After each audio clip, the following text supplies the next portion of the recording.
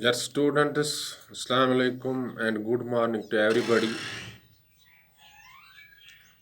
Dear students, still life is disturbing here. This COVID 19 virus, a novel virus considered to be born from Wuhan city of China, is putting really life in danger. It's infecting people, its rate of infection is increasing, and death rate is also showing a slight increase. Dear students, in these days of pandemic, we need to be extra cautious and extra careful to save our lives first. Life is of first importance, and we should give the first importance to the life, and then rest of the things that are supporting life, or we may say the economic activities that sustain life ahead. Dear students, your examinations are also approaching. As board has issued the notification regarding the examinations that shall be conducted in the month of November, for which you have submitted your examination forms also. So it becomes obligation on you to remain inside your homes, stick to the book so that you can prepare the things for the coming examinations and also can defeat the COVID 19 infection by sitting in home isolation. Dear students of class 12th, political science, today we are dealing with one more important topic in your political science, that is challenges on the eve of independence of India.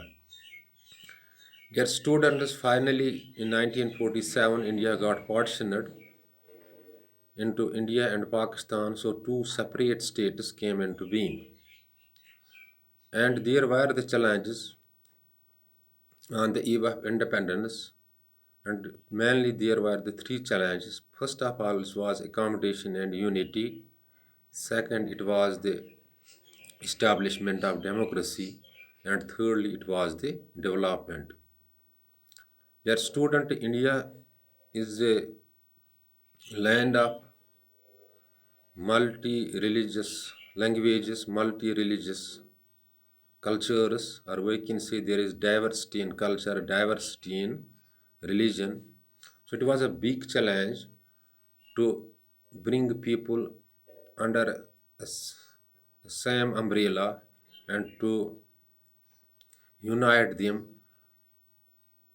because there was chaos and disturbance when partition took place. There was bloodshed. So it was a big challenge for Indians to bring the unity in India, where cultural diversity is, where religious diversity is, where lingual diversity is. To show the first challenge that on the eve of independence, India was facing, that was challenge of unity, how to bring unity in cultures, in languages, in religions, because India had a big diversity in these spheres. And secondly, it was the establishment of the democracy. So India has adopted the parliamentary type of government, as the constitution was completely framed, and it was ready on 26th of November 1949, where it was mentioned that India is parliamentary type of government. Parliamentary type of government means where double executive is there, president the nominal and the prime minister the real. So to flourish democracy,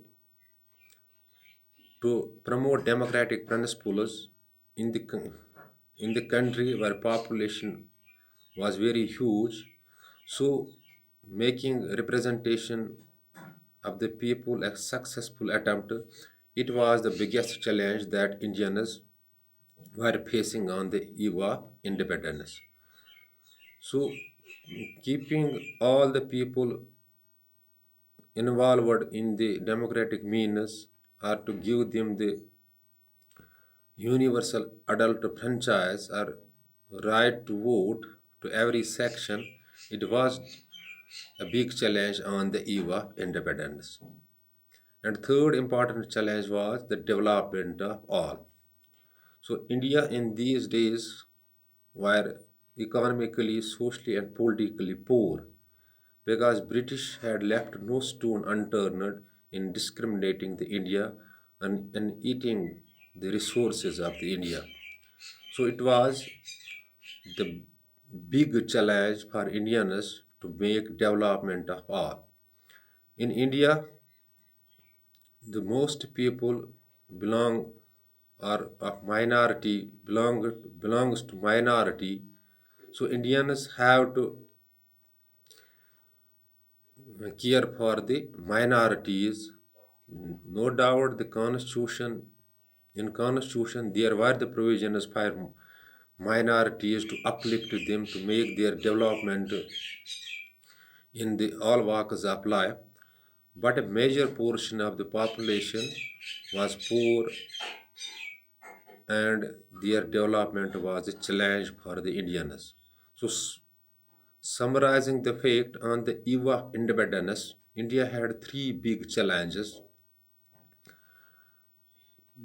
Big challenges. One challenge was the accommodation and unity, and second challenge was the